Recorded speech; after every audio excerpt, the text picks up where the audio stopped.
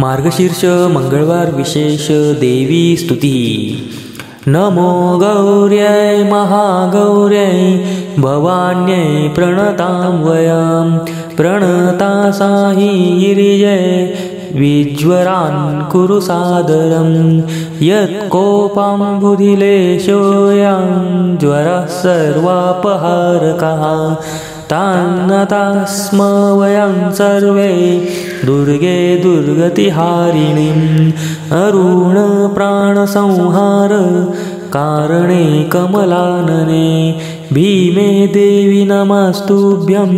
भयानि हर सर्वथा वैप्रचित्त महाघोर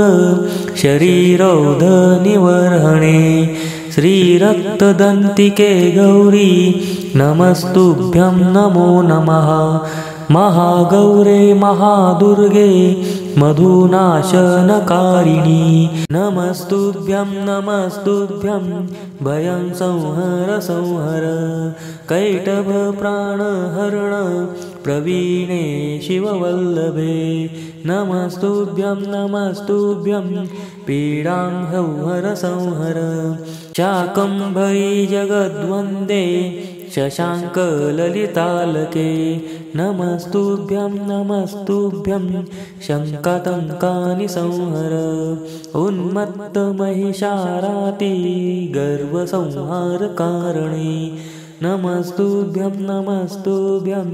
आपन्नर्तिहरोद्यमे सेतुभूपालसंहार प्रवीणे चण्डलाम्बिके नमस्तुभ्यं शिवेशानि त्वयि भक्तिं प्रयच्छ नः नमस्ते जगदाधारे भवभारविनाशिनि नमस्तुभ्यं परमानन्दरूपिणी।